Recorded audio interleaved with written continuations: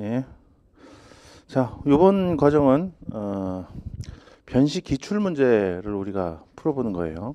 실전과 같이 진도하고 상관없이 회차별로 구성되어 있는 문제를 갖고 같이 풀어보는 거예요. 근데 아직 2월 달이죠. 내년 시험을 준비하려면 아직 1년 가까이 남았어요. 그래서 상법에 대한 준비가 많이 안 돼 있으시다라는 전제하에서 해설은 거의 기본 강의에서 하는 수준으로 깊이 있는 해설을 할 거예요. 그러니까 4일 동안 이제 7회 변시를 하니까 하루에 2개 꼴 정도를 하게 되겠죠. 그러면은 매우 심도 있는 설명까지는 못해도 뭐꽤 여유 있게는 할 수 있어요. 할 말은 다 할 수 있어요. 우리 재작년에 재작년인가 뭐 진행할 때는 그 사례형 강의 4월인가 5월에 하는 사례형 강의 진행을 할 때 그때 이제 이렇게 회차별로 한번 진행을 한 적이 있었거든요. 근데 그때 하루에 2개 정도 하니까 여유 있게 할 수 있더라고요. 그래서 오늘은 이제 하나만 하고 오늘은 이제 앞에 좀 기본적인 얘기를 할 게 있으니까 오늘은 이제 하나만 하고 그리고 내일부터는 하루에 2개씩 해서 7회차까지 할 거예요. 자, 이번 과정은 의미를 찾자면 이 회차별로 문제를 풀어보는 강의는 사례 문제를 풀어보는 강의는 이 강의가 유일해요. 앞으로 4월인가 5월 달인가에 아마 종합반에서 1순환으로 사례형 문제 풀이를 할 거예요. 기출문제, 법전협, 변시 다 합쳐서 기출문제 풀이를 할 건데 그때는 진도별로 구성이 돼 있어요. 그래서 지금 같은 경우 이렇게 문제를 보면은 앞에 사실관계가 있고 설문이 3개가 있죠. 이 설문별로 이제 논점이 달라요. 그렇다 보니까 이 설문별로 이제 해당 논점을 뽑아갖고 그 논점을 이제 진도순으로 맞춰갖고 재배열을 한 거죠. 그러니까 사실관계는 그 사례형 문제집을 보면 이 사실관계가 3번 나와요. 이 문제 같은 경우는 설문이 3개니까 그렇게 해서 하다 보니까 기본 강의 하는 거랑 좀 거의 비슷해요. 근데 이 강의에서는 이제 회차별로 하죠. 회차별로 하는 게 의미가 있어요. 왜냐하면 이 사실관계 전체를 우리가 완전히 장악한 상태에서 문제를 풀어보는 그 훈련은 여기가 이 과정이 유일해요. 그런 면에서 좀 의미가 있어요. 저는 이 사례형 강의를 5월 달에 하는 사례형 강의를 진도별로 하는 거에 대해서는 좀 불만이 있어요. 회차별로 다 했으면 좋겠는데 어차피 기본 강의할 때 진도별로 한번 했잖아요. 그래서 이거를 진도별로 안 하고 그냥 회차별로 쭉 했으면 좋겠는데 학생들은 그걸 원하지 않더라고요. 그래서 학생들이 원하지 않으니 학원에서는 진도별로 하라 그러고 그래서 이제 진도별로 책도 그렇게 나왔고요. 그렇게 할 거예요. 근데 여기서는 이제 회차별로 하는 거 제가 좋아하는 방식이에요. 저는 뭐 그렇게 해야지 뭐 실전에서 어디 진도별로 하나. 자, 회차별로 이렇게 진행을 할 거예요. 자, 우선 이 해설을 들어가기 전에 사례형 문제를 어떻게 접근을 할 건지 그거 하고 그리고 이제 제가 강의를 하면서 쓰는 이제 팁 몇 가지를 좀 먼저 알려드릴게요. 자, 우선 문제를 풀 때 제가 누누이 강조하는 건데 민법에서도 그러실 거고 형법에서도 그러실 거고 아마 그렇게 하시는 분이 많을 거예요. 이 문제의 사실관계를 읽죠. 사실관계를 먼저 읽은 다음에 설문을 봐요. 문제를 봐. 뭐 그렇게 해야죠. 그런데 사실관계를 읽으면서 읽다 보면 아 무슨 논점을 묻는 건가 보다 라는 게 눈에 보이는 것들이 있어요. 우리 1번 문제 같은 경우에는 뭐 이런 거죠. 네 번째 줄 보시면 끝에 주주 A는 가표사가 발행한 전체 주식의 35%를 보유하고 있는데 평소 가표사에 절대적인 영향력을 행사하며 B에게 업무 집행을 지시하는 방법으로 가표사를 운영하여 왔다. 이런 거 보면 아 업무 집행 지시자의 책임을 묻는구나. 자 업무 집행 지시자 뭐였지? 아 맞다. 업무 집행 지시자는 뭐 어쩌고 뭐 회사의 손해배상 책임 제3자에 대한 손해배상 책임 어쩌고 해서는 이사로 간주하는 거였지. 아 그거 나올라 그러는구나. 이런 식으로 생각을 하면서 이제 읽는다고요. 머리 한편에는 업무 집행 지시자가 있는 상태에서 나머지 사실관계를 읽는단 말이에요. 절대 그렇게 하지 마시라고 권해드려요. 아마 민법에서도 그런 식으로 하실 거예요. 사실관계 읽다 보면은 논점이 좀 보이니까 그 논점을 머리에서 띄워놓고 할 거라고. 근데 그렇게 하면요, 선입견에 빠져갖고 다른 논점을 놓치는 경우가 많아요. 그리고 거기에서 자기가 캐치했던 논점이 실제로 논점이 아닌 경우도 있어. 근데 실제로 논점이 아닌데 자기는 뭐가 논점 그걸 생각을 했거든. 그러니까 그러다 보면 이 문제를, 이 설문을 자기 멋대로 왜곡해가면서 그거를 논점으로 삼아서 거기다 막 우겨 넣어요. 답안지에다가. 그런 경우가 학생들 그 모의시험 답안에도 꽤 있고, 그리고 다른 학원 선생님이 쓴 사례 문제집에도 그런 식의 것이 있어요. 이게 또 이런 실수를 이분도 저지르셨구나 이런 생각이 드는 게 있다고요.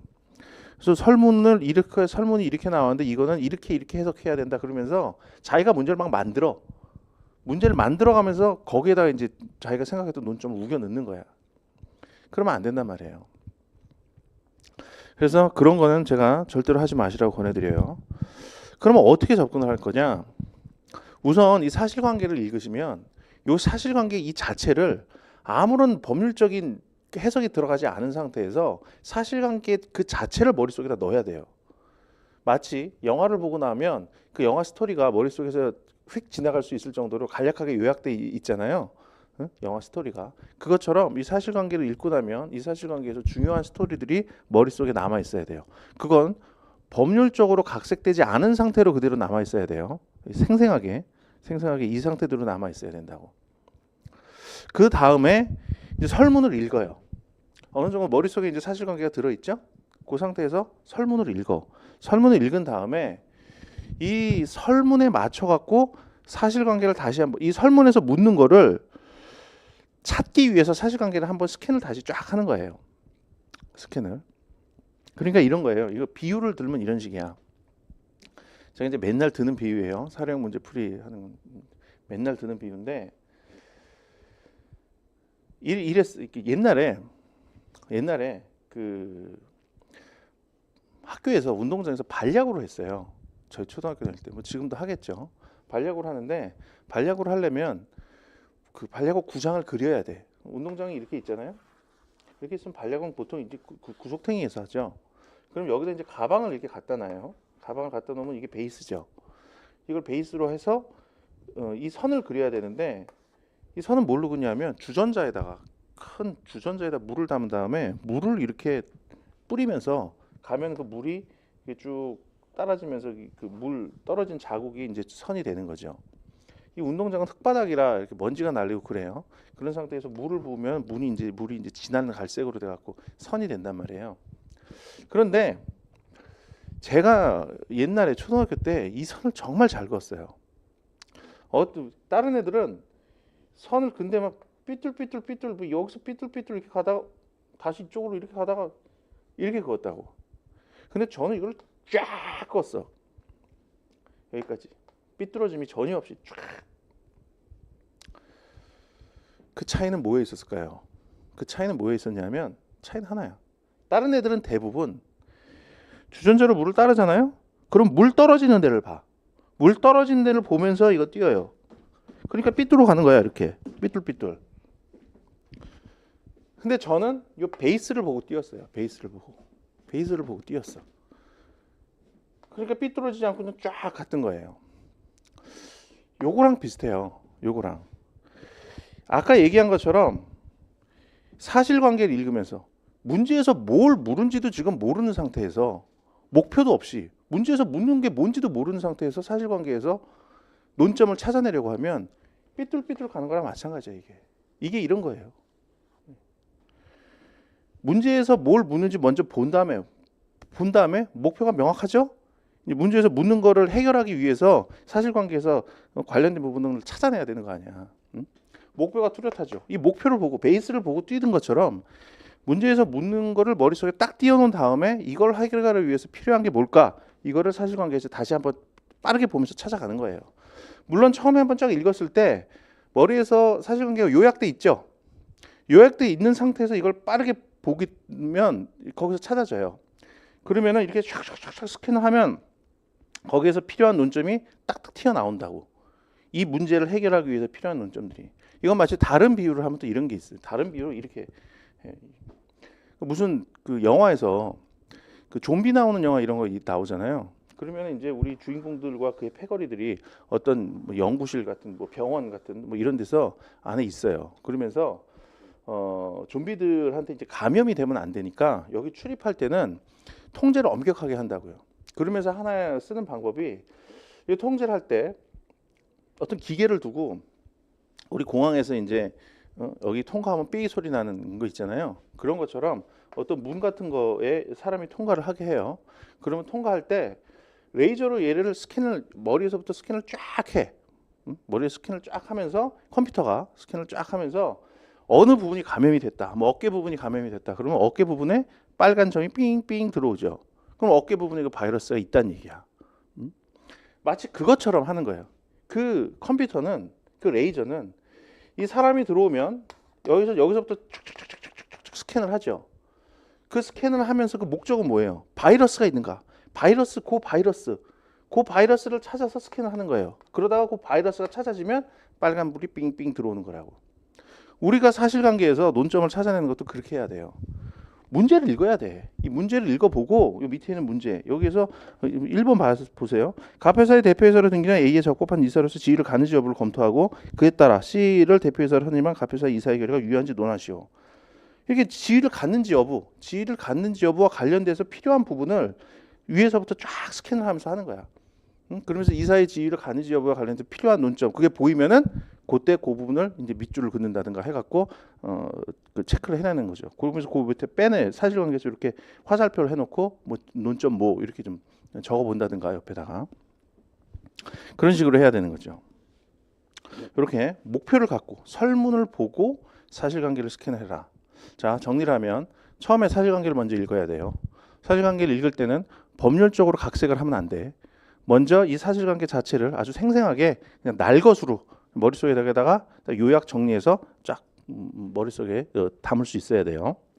그 다음에 이 설문을 읽은 다음에 여기서 묻는 게 뭐구나 그거를 캐치를 하고 그걸 해결하기 위해서 다시 한번 사실관계를 빠르게 스캔을 해야 된다. 근데 빠르게 스캔을 할 때는 그거 하나하나 또 다 읽으면 안 되지. 머릿속에다가 이미 사실관계가 정리되어 있는 상태에서 머릿속에 있는 걸 그걸 찾아 머릿속에서 이제 기본적으로 띄워놓고 전체적인 요약본을 그 다음에 필요한 것들을 빠르게 눈으로 보면서 이제 논점을 찾아내는 거예요. 그런 식으로 접근을 하셔야 돼요. 자, 그런 식으로 이제 하는 거를 이제 앞으로 훈련을 할 거예요. 우리가 7문제 7회 분량을. 자, 이제 본격적으로 들어가기 전에 상법 문제는 어떤 식으로 기본적으로 어떤 프레임으로 짜져 있는지 그거를 좀 볼게요. 그리고 어떤 프레임으로 짜져 있는지를 보고 사실관계가 어떻게 짜져 있는지 그리고 거기에 맞춰 갖고 우리가 이제 좀 그 문제를 풀 때 어떻게 정리를 해서 할 건지 그걸 우선 보자고요. 자, 우선 상법 문제는 첫 번째 단락에 중요한 정보가 매우 많이 나와요. 첫 번째 단락에 뭐가 나오냐면 우선 이 회사가 뭐 하는 회사인지가 나와요. 그러니까 정관상 목적이 뭔지 이런 게 나올 때가 많아요. 근데 그거는 매우 중요하지는 않지만 그래도 알긴 알아야 돼요. 그리고 또 한 가지 상장 회사인지 비상장 회사인지가 나와요. 그것도 체크는 해 두셔야 돼요. 근데 그것도 매우 중요한 정보는 아니야. 매우 중요한 정보는 아니에요. 근데 어쨌든 그것도 체크를 해 주셔야 돼요. 그 다음에 설립일이 나와요. 설립일. 언제 설립이 됐다 이런 얘기가 나와요. 그것도 체크는 해 두셔야 돼요. 그다음에 제일 중요한 게 이사가 누군지하고 주주 구성이 어떻게 되는가. 그게 매우 중요해요. 이사, 대표이사가 누구냐고 주주 구성이 어떻게 되느냐. 자, 그거는 그림을 통해서 메모를 해 두실 필요가 있어요. 제가 많이 쓰는 그림이 요런 그림이에요. 저랑 기본 강의를 같이 하신 분은 이 그림을 대략 뭔지 아실 거예요. 이 그림이 뭐냐면 제가 이거 회사법 할 때 여기다 맨날 그리는 그림이 있어요. 근데 그거를 요약한 거야. 그거를 요약한 거예요. 요게 회사고요. 요게 회사고 이렇게 반을 나눠요. 반을 나눠서 그리고 여기다 이렇게 하나를 더 내놔. 그래서 여기 세모에다가 대표이사를 쓰세요. 여기 대표이사가 들어가는 자리예요.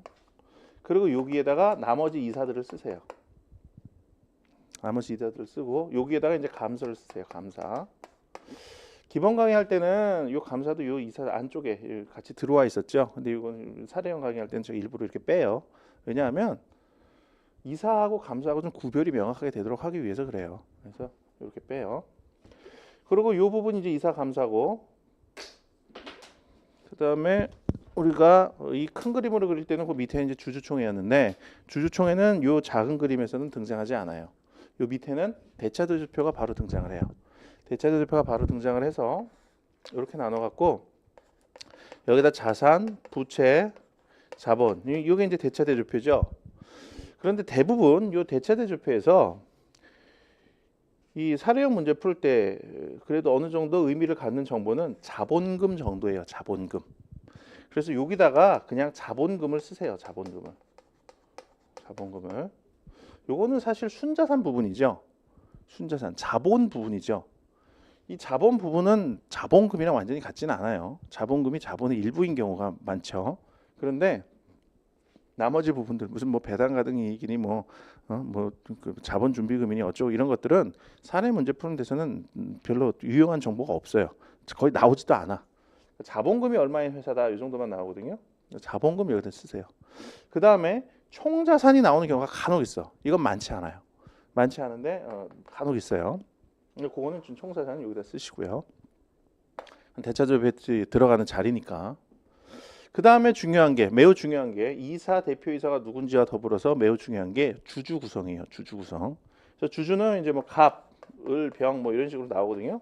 그럼 하나 쓰고 이제 걔가 보유 비율, 주식 비율이 얼마나 되는지 이걸 여기다 쓰세요. 뭐 갑은 30%, 뭐 을은 뭐 20%, 병은 뭐 10% 이런 식으로 주식 보유 비율을 이렇게 쓰세요. 그러면 이사, 대표이사 그리고 주주 구성 이게 이제 한눈에 딱 들어오죠. 그러면 정관상 목적은 여기다 이제 쓰세요. 여기. 이 큰 그림에서도 정관이 여기 들어가거든. 정관상 목적. 근데 정관이 이제 많은 것이 있지만 우리 사례 문제를 풀면서 의미 있는 정보는 정관상 목적 정도예요. 정관상 목적. 여기다 목적을 쓰시고 그 다음에 요 회사 이름. 요건 이제 큰 그림에서와 같이 여기다 쓰시고 상호. 그다음에 이제 처음에 나왔던 그것들 있죠.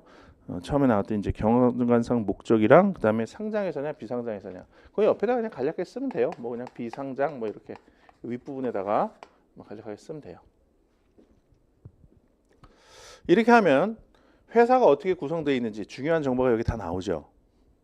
그 다음에 뭐 다른 회사도 있어요. A 회사와 B 회사가 거래할 때 뭐 B 회사와 관련된 것도 뭐가 여기 나와요.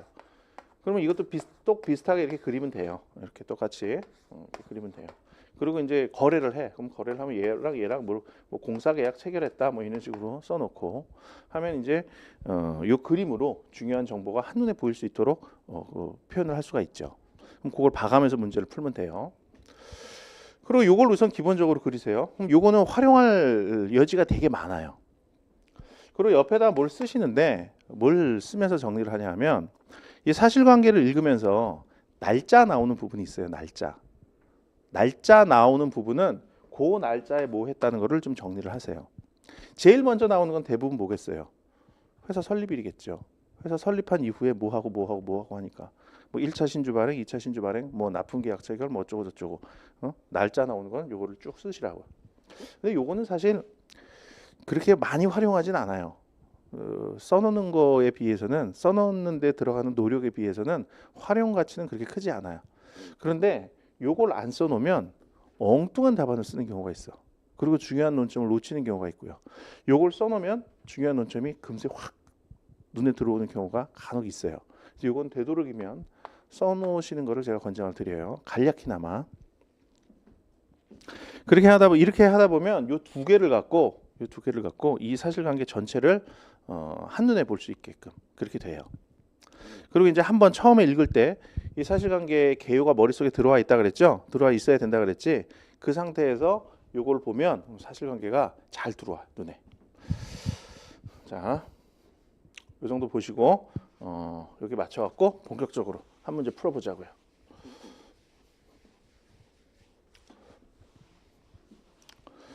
자, 문제는 2012년 1회부터 하나하나씩 풀어볼게요. 작년 문제부터 올해 문제부터 풀어볼까 했는데 뭐 그런 거보다 옛날부터 어떻게 이제 출제 경향이 변해왔는지 이걸 보려면 옛날 것부터 하는 게 오히려 나을 것 같아요. 그래서 요거부터 하는 걸로 했어요. 자, 우선 갑 주식회사 이하 갑회사라고 함. 건설업을 정관상의 목적으로 하여 2010년 1월 설립된 비상장 회사이며 B를 대표이사, C와 D를 이사로 등기하고 있다. 자, 갑 주식회사예요. 갑 회사야. 그런데 갑 회사는 정관상 목적이 건설업이죠. 정관상 목적 이거는 건설업이에요. 그리고 2010년 1월경 설립됐다. 2010년 1월경 설립.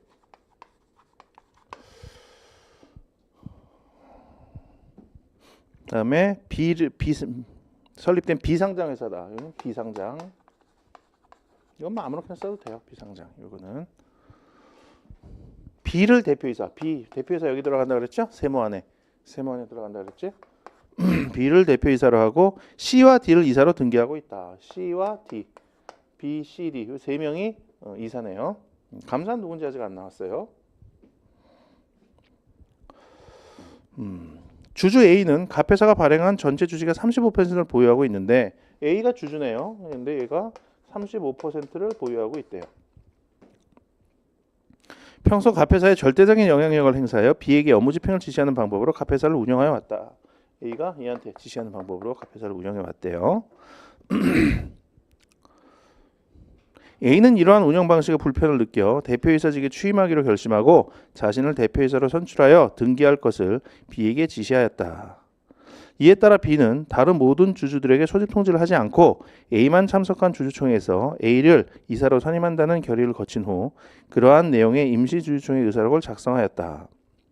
그 후 B는 이사회를 개최함이 없이 A를 대표이사로 선출한다는 취지의 이사회 의사록을 작성하였고 갑회사의 대표이사를 B에서 A로 변경하는 상업등기를 2010년 9월 1일 격려하였다. 2010년 9월 1일 대표이사를 B에서 A로 변경하는 등기를 했다네요. 대표이사 변경 등기.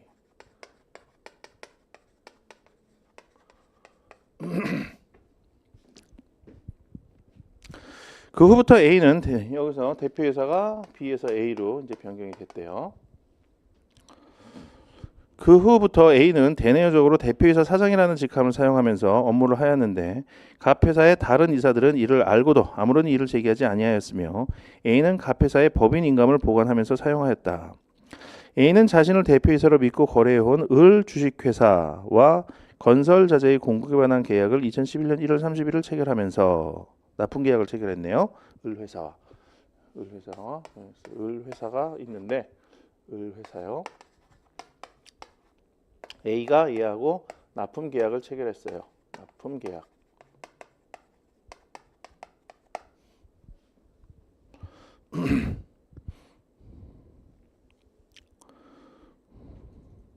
(2011년 1월 30일을) 체결했네요. 2011년 1월 31일 납품계약 체결.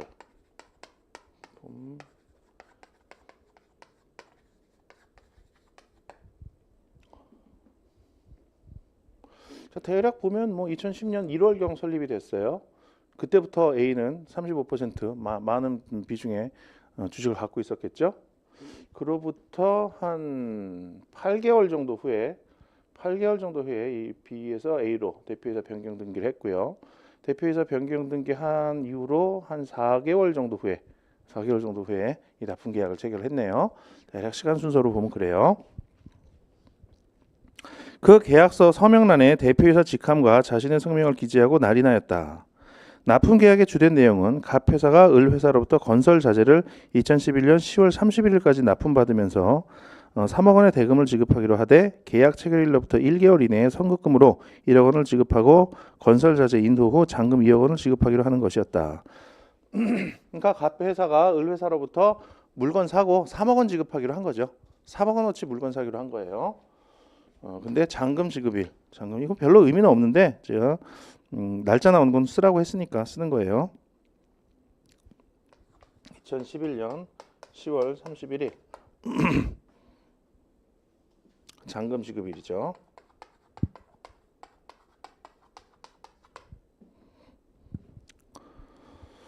위 납품 계약을 체결한 직후 B는 A로의 대표이사 변경 등기를 문제 삼는 다른 주주들의 항의를 받았다.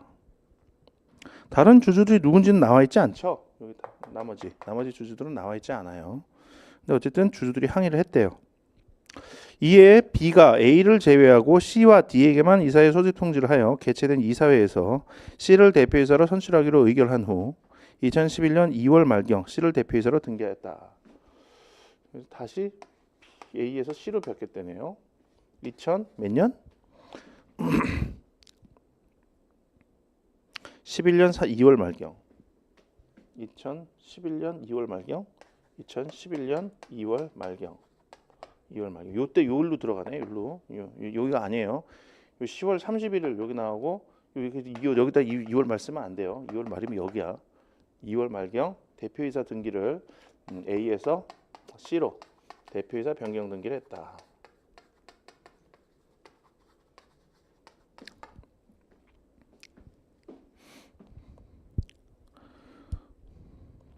한편 을회사는 납품 계약에 따라 갑회사에 납품할 건설자재를 병회사로부터 구매하고 대금을 지급한 후 2011년 3월 초순경 납품 계약에 따른 선급금 1억 원의 지급을 갑회사에 요청하였다. 2011년 3월 초순경 선급금을 요청을 했네요. 을회사가 갑회사한테 선급금 1억 원 지급 요청.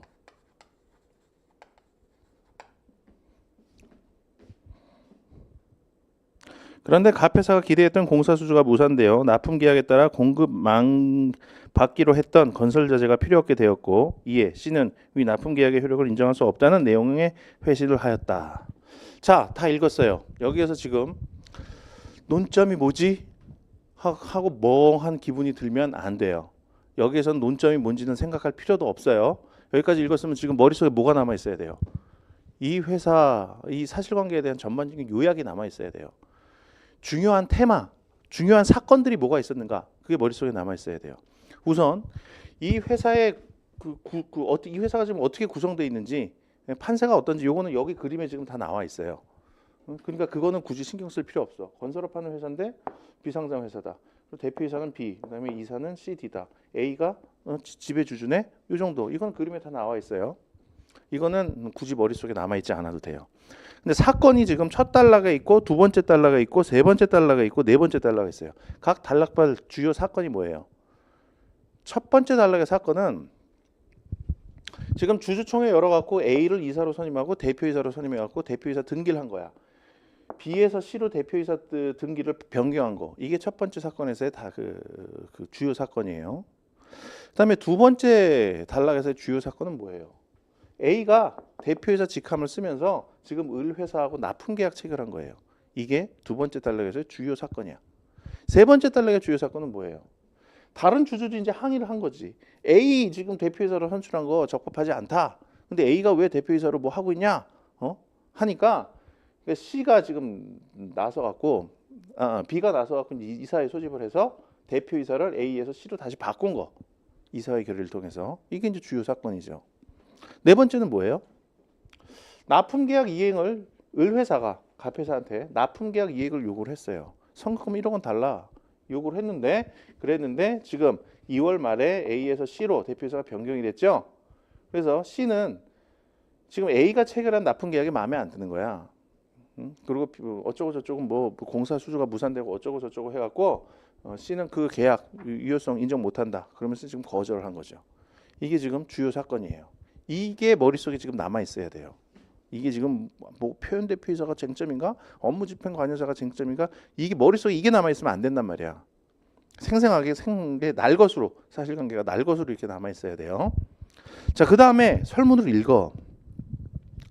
자, 갑회사의 대표이사로 등기된 A가 적법한 이사로서 지위를 갖는지 여부를 검토하고 그에 따라 C를 대표이사로 선임한 갑회사의 이사회 결의가 유효한지 논하시오. 이렇게 나오잖아요. 지금 두 가지를 묻고 있어요. 갑회사의 대표이사로 등기된 A가 적법한 이사로서의 지위를 갖는지 여부를 검토하래요. 적법한 이사로서의 지위를 갖는지. 자, 이걸 보고 이제 우리가 공부했던 법률 지식을 동원을 하는 거예요. 자, 이사의 지위를 갖는지 여부를 검토해라. 자, 이사의 지위를 가지려면 어떻게 해야 돼요? 주주총회에서 이사로 선임이 됐어야죠. 주주총회에서 이사로 선임이 됐나? 이거 찾아보라는 거예요. 주주총회에서 이사로 됐는지 찾아보라는데 그거 어디 나와요? 두 번째에 나오잖아. 두 번째 단락에. 두 번째 단락에 이사 선임과 관련된 주주총회 결의 이게 뭐 어떻게 했는지 그거 나오잖아요. 근데 그 부분을 가서 찾으란 말이에요. 그 부분에 뭐라고 나와요? 두 번째 단락 두 번째 줄 끝에 보면 A는 이러한 운영 방식에 불편을 느껴 대표이사직에 취임하기로 결심하고 자신을 대표이사로 선출하여 등기할 것을 B에게 지시하였다. 자, 이게 지위를 갖는가? 주주총회가 적법한가?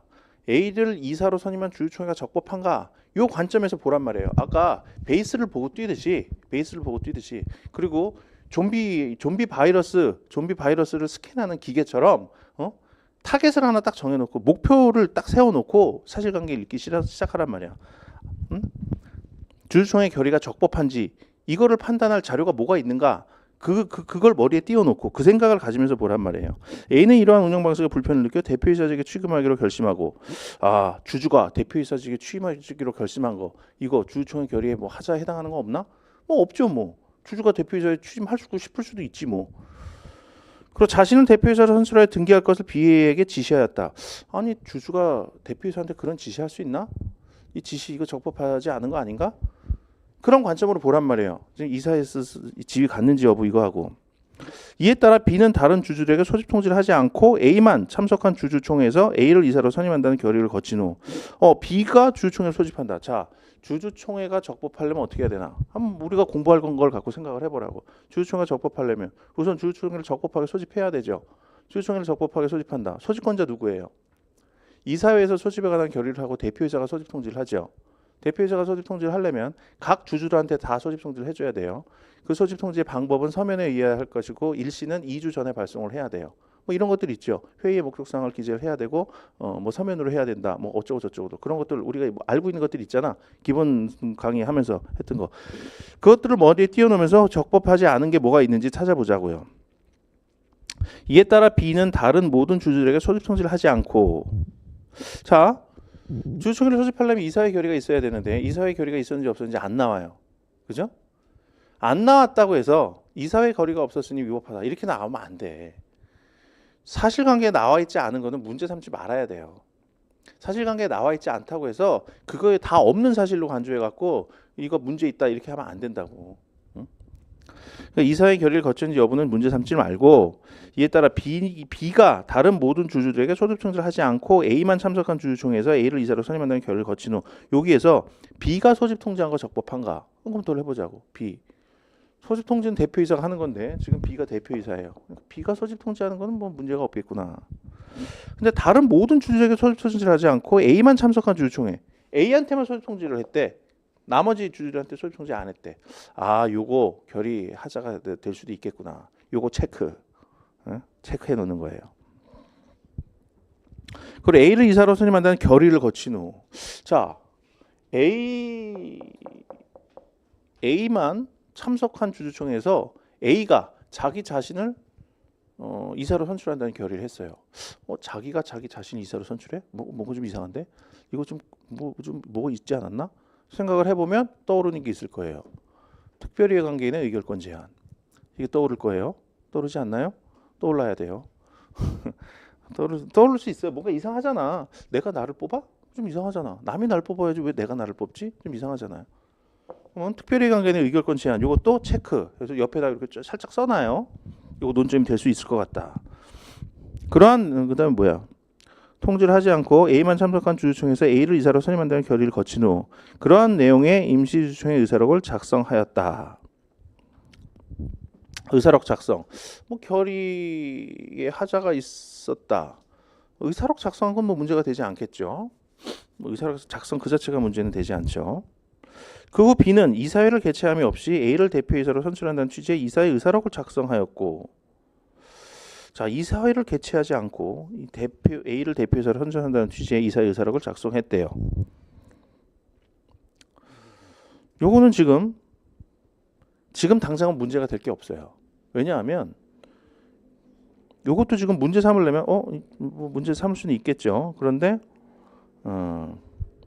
지금 당장은 문제가 안 돼요. 왜냐하면 A가 적법한 이사로서의 지위를 갖는지만 우리 물었잖아. 1번에서는.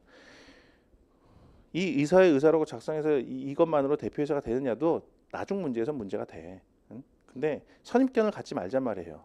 지금 문제에서 묻는 것만 우리는 찾아내자고. 근데 이사의 지위를 갖는지 여부를 검토하고 있으니까 대표이사 선임과 관련해서 위법한 게 있는지 여부는 아직은 문제가 되지 않는다고요. 그러니까 그건 패스. 그 다음에 갑 회사의 대표이사를 B회사 A로 변경한 상업 등기를 했다.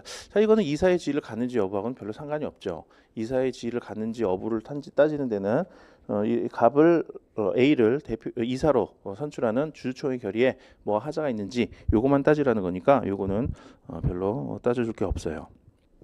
자, 그 다음에 그에 따라 C를 대표이사로 선임한 갑 회사의 이사회 결의가 유효한지 논하시오. C를 대표이사로 선임한 갑회사 이사의 결의는 어디 나와요 지금? 네 번째 단락에 나오죠. 네 번째 단락에 위 납품 계약을 체결한 직후 B는 A로의 대표이사 변경 등기를 문제 삼는 다른 주주들의 항의를 받았다. 이에 B가 A를 제외하고 C와 D에게만 이사의 소집 통지를 하여 개최한 이사회에서 C를 대표이사로 선출하기로 의결한 후 2011년 2월 말경 C를 대표이사로 등기하였다. 여기 나오잖아요. 여기에 중요한 정보가 다 있겠죠. C를 대표이사로 선임한 갑회사 이사의 결의가 유효한지 논하시오. 이사의 결의 어떻게 하는지 우리 이사의 결의가 유효한지 논하려면 이사의 결의가 절차상이나 내용상에 하자가 있는지 여부를 따져줘야 되죠. 절차상에 하자가 있는지 우선 따져보자고요. B가 A를 제외하고 C와 D에게만 이사회 소집 통지를 했다. 자, 이사회 소집을 하려면 소집권자가 소집을 해야 돼요. 이사의 소집권자 누구죠? 각 이사예요. 대표이사 아니라 그랬어요. 뭐 물론 대표이사도 각 이사 중에 한 명이니까 소집권은 있긴 있지. 근데 대표이사만 소집권을 갖는 게 아니라 그랬어요. 모든 이사가 다 가져요. 원칙적으로. 자, 근데 B는 아까 대표이사직을 A한테 넘겨줬잖아요. 그래서 요거에 의해서 이사직 상실한 거 아닌가? 여기도 의심이 들 수 있죠. 근데 그거 B가 소집 통지한 거, 이사회를 소집한 거, 이사회 직을 상실한 자가 소집 통지에서 소집 통지상의 위법이 있는 거 아닌가? 요걸 좀 검토해 줄 필요가 있어요. 그 부분. 그 다음에 A를 제외하고 C와 D에게만 이사회 소집 통지를 했대요. 자, B. C와 D한테 이사회 소집 통지한 건 적법해요. C와 D는 이사니까. 근데 A를 제외했대요. A가 이사의 지위를 갖느냐 안 갖느냐에 따라서 이 적법성 여부가 문제가 되겠죠. A가 이사의 지위를 갖는다면 A를 제외하고 소집 통지를 한 거는 위법할 거고 이사의 지위를 갖지 않는다면 그건 문제될 게 없는 거겠죠. 자, 그 다음에 어떤 정보가 또 나왔나요? 이사회에서 C를 대표이사로 선출하기로 의결했다. 그 다음에 C를 대표이사로 등기하였다. 이거 크게 문제될 건 별로 없어 보이는데 그 정도 여기서 우리가 논점을 이런 식으로 찾아냈죠. 이거를 하나하나 법적으로 구성을 하면서 살펴보자고요. 자, 우선 첫 번째 갑회사의 대표이사로 등기된 A가 적법한 이사로서의 지위를 갖는지 여부를 검토해라. 이거부터 보자고요. A를 지금 주주총회에서 이사로 선임을 했는데 그가 이사로서의 지위를 갖느냐 여부를 검토해라. 그러면 이 주주총회 결의에 하자가 있는지 여부를 검토하라는 거죠. 그리고 하자가 있다고 할 때 그 주주총회 결의가 효력이 없는 건지 아니면은 하자가 있다 하더라도 이런 효력은 유지되는 건지 그것까지도 같이 검토를 해줘야 되죠. 자, 그거는 좀 이따가 자세하게 얘기를 할게요. 자, 우선 여기 주주총회 어떤 하자가 있는지를 보자고요. 어떤 하자가 있는지.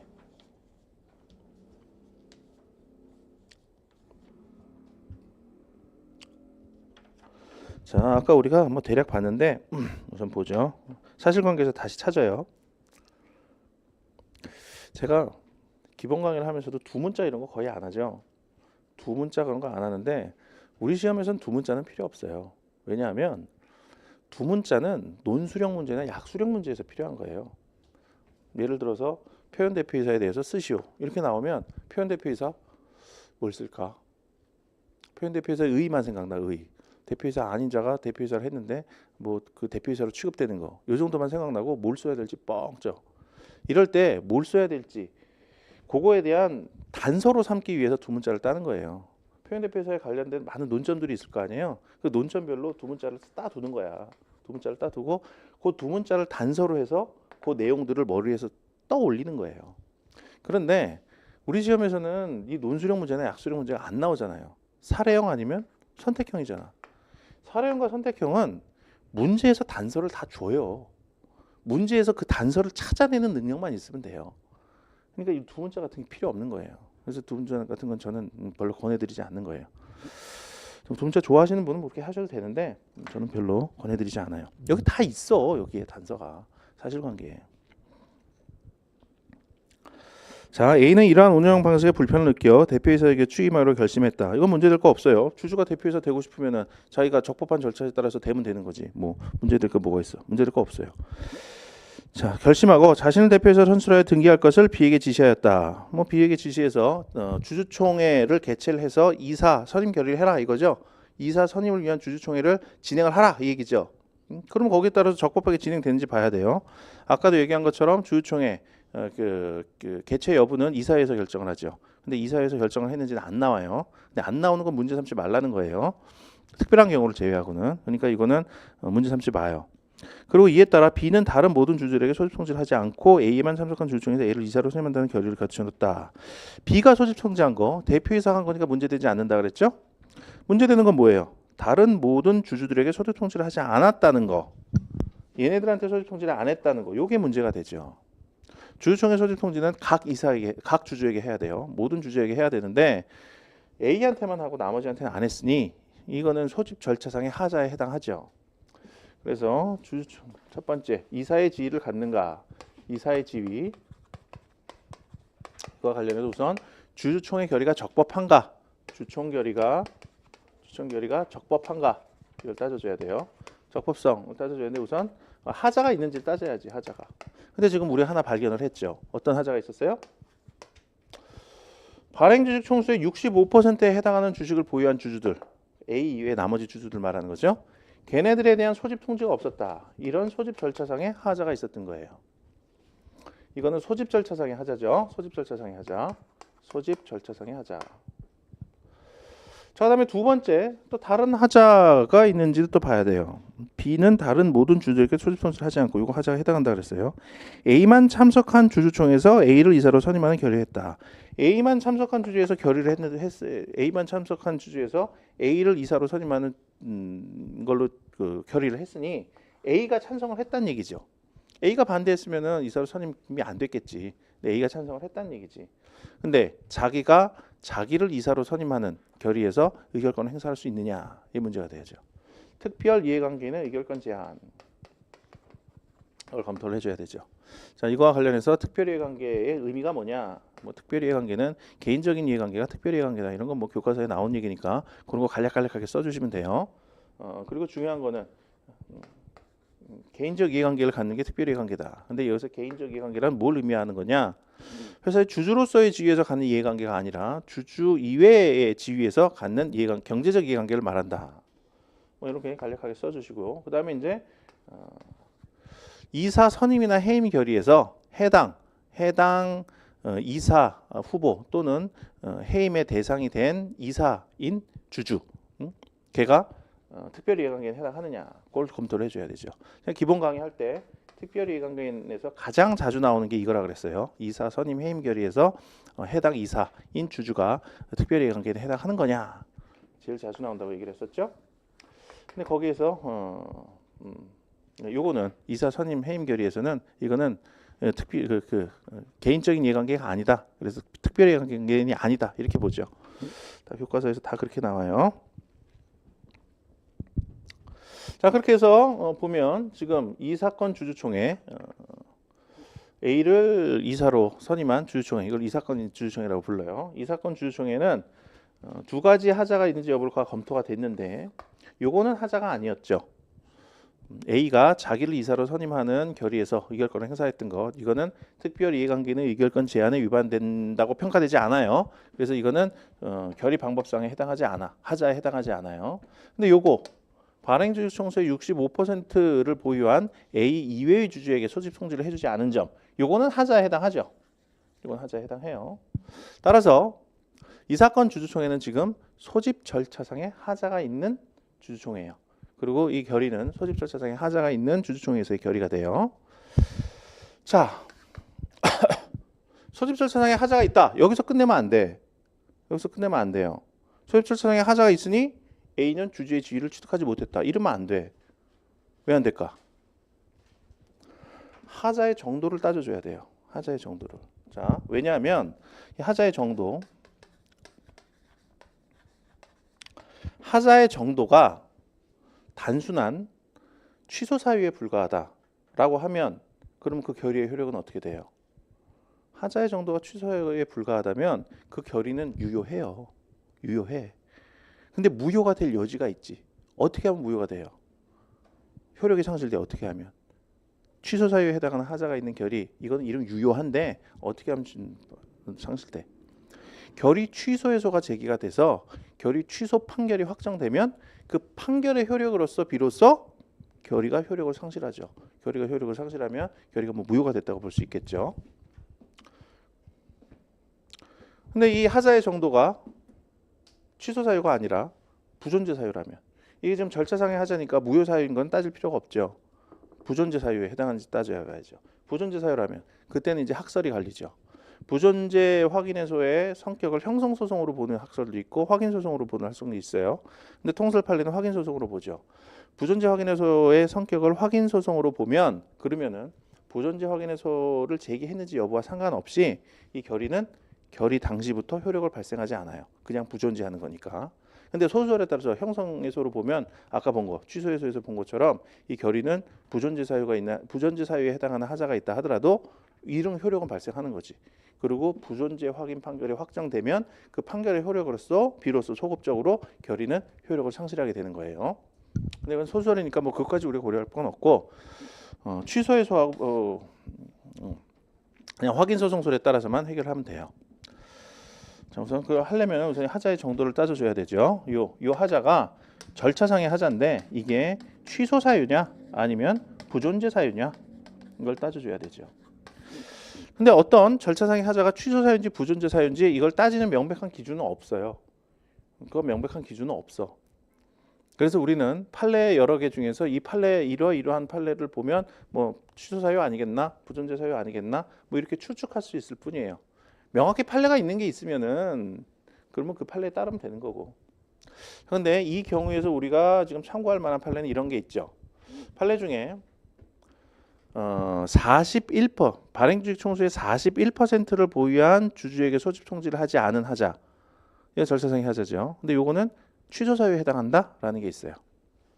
그리고 발행주식 총수의 59%에 해당하는 주식을 보유한 주주에게 소집 통지를 하지 않은 하자. 이거는 부존재 사유에 해당한다 이렇게 본 게 있어요. 자, 발행주식 총수 0에서부터 100까지 이렇게 보면 40 여기가 50%라고 치면 50%라고 치면 여기 40, 3 이렇게 되나? 10, 20, 30, 40, 50 이렇게 되죠. 비슷하게 이렇게 60, 70, 80, 90, 100 이렇게 되죠.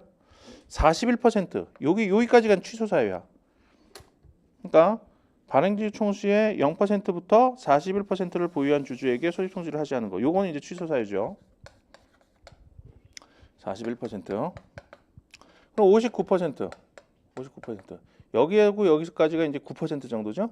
여기서부터 여기까지가 또 9% 정도예요. 59%를 보유한 주주에게 소집 통지를 하지 않은 거는 결의 부존재 사유라고 했으니까 그 이상이면 결의 부존재겠죠. 여기에 해당하면 결의 부존재예요. 여기에 해당하는 건 어떻게 되느냐? 뭐 이건 뭐 알 수가 없어요. 뭐 판례가 명확하게 나오는 게 없으니까. 근데 여기에 해당하는 건 문제도 나온 적이 없어. 우리가 여기에 해당하면 어떻게 되는지 알 수도 없지만 문제도 나온 적이 없어요. 그러니까 별로 고민할 필요 없어요. 그러니까 59%가 넘으면 부존재 사유로, 41% 이하면 그러면은 취소 사유로 우리가 보면 돼요. 이런 판례가 있으니까 이 판례에 따라서 이 판례를 적시해주고 이 판례에 따르면은 뭐 그렇다 이렇게 결론을 내면 된다고. 근데 우리 사안은 지금 어때요? 발행 주식 총수의 65%를 보유한 주주에게 소집 통지를 해주지 않았죠? 여기에 해당하지 여기에. 네? 그러니까 이건 부존재 사유예요. 부존재 사유. 부존재 사유야. 부존재 사유. 자, 그러면은 부존재 사유에 해당하는 하자가 있는 절차상의 하자가 있는 결의의 효력은 어떻게 되느냐? 아까 본 것처럼 뭐 결의 부존재 확인의소의 성격을 어떻게 보는가에 따라서 달라져요. 확인 소송설로 보면 그러면은 소송을 제기했는지 여부와 상관없이 부존재 확인의소를 제기했는지 여부와 상관없이 그 결의는 결의 당시부터 효력을 발생하지 못해요. 존재하지 않으니까. 그러니 확인 소송서에 따르면 여기까지만 검토하고 확인 소송서에 따르면 부존재 사유에 해당하는 절차상 하자가 있는 이 사건 주주총회 결의는 효력이 없다. 따라서 이 결의에 의해서 이사로 선임된 A 얘는 이사로서의 지위를 취득하지 못한다. 이렇게 결론을 내면 되겠죠. 이사의 지위가 없다. 이렇게 결론을 내면 돼요. 이사의 지위가 없다. 그리고 또 하나 팁을 말씀을 드리면 이거 검토를 다 한 다음에 우리 이렇게 쭉쭉쭉 검토를 하죠. 논점 잡아갖고 그 다음에 마지막에다 이제 사안의 해결 그래갖고 쓰잖아요. 이 사안의 해결을 쓰실 때는 반드시 문제를 한번 다시 읽으세요. 이 설문을 마지막 사안의 해결 쓰실 때는 반드시 다시 읽으세요. 그리고 이 문제에서 묻는 거에 대한 정확한 답을 쓰세요. 정확한 답을. 그래서 요 문제 같은 경우는 지금 갑회사의 대표이사로 등기된 A가 적법한 이사로서의 지위를 갖는지 여부를 검토하라 그랬죠. 적법한 이사의 지위를 갖지 못한다 이렇게 쓰라고. 근데 이거를 다시 안 읽어보면 여기서부터 이걸 이렇게 다 검토를 하잖아요. 검토를 해놓고 마지막에다가 이 사건 주주총회 결의는 존재하지 아니한다 이렇게 쓰고 끝내. 그런 경우가 많아요. 그게 학생들뿐만 아니라 다른 선생님 쓰신 사례집을 봐도 그렇게 끝내는 경우가 많아. 그리고 어떤 경우는 이 사건 주주총회 결의는 부존재한다로 끝내는 것도 아니고 이 사건 주주총회 결의의 하자는 부존재 사유에 해당한다 이러고 끝내요. A가 이사의 지위를 갖는지 여부를 검토하라 그랬는데 A를 이사로 선임한 결의에는 부존재 사유에 해당하는 하자가 존재한다 그러고 끝낸단 말이야. 그러면 뭐 아주 틀린 답안은 아니죠. 응? A를 이사로 선임한 결의가 부존재 사유에 해당하는 하자가 있다고 하면 A가 이사의 지위를 취득하지 못한다는 의미겠지. 하지만 문제가 물어본 거에 대한 정확한 답은 아니야. 그거는. 그렇죠? 그러니까 반드시 다시 한번 읽어보세요. 이런 실수는 저도 범해요. 저도 모의고사 보고 나면 여러분들 법조전 모의고사를 보거나 변시 시험을 보거나 그걸 보고 나면 저도 답안을 작성할 거 아니에요. 제가 모범 답안 뭐 제가 작성했다고 모범 답안은 아니지만 뭐 어쨌든 답안을 작성해서 나눠 드리잖아요. 그거 작성을 할 때 저도 논점 이렇게 다 한 다음에 여기서 그런 실수를 간혹 범한다고. 그래갖고 저도 반드시 다시 한번 문제를 읽어요. 사안 해결을 쓸 때는. 그러니까 여러분들도 답 쓸 때 그렇게 쓰세요. 그리고 제가 채점을 해보면 묻는 거에 대한 정확한 답을 쓰는 학생은 이거 뭔가 좀 제대로 알고 가고 있구나 그런 느낌이 드는데 아까 얘기한 것처럼 이사의 지위를 갖는가 검토하라 그랬는데 결의는 부존재 사유에 해당하는 하자가 있다 이러고 끝내버리면 얘 뭐야 지금 뭐야 얘 뭐 그런 느낌이 들어요. 뭐 제대로 알고나 쓰는 거야 아니면 그냥 기계적으로 그냥 교과서에서 생각나는 말 아무거나 쓴 거야 뭐야 그런 느낌이 든다고요. 그러니까 반드시 사안의 해결을 쓸 때는 문제를 다시 한번 꼭 읽으시라. 그리고 거기에 맞는 문제가 묻는 거에 맞는 답변을 하시라라는 거. 자, 그리고 그에 따라 C를 대표이사로 서지만 갑회사 이사의 결의가 유효한지를 논하라. 요거는 잠시 쉬었다 갈게요.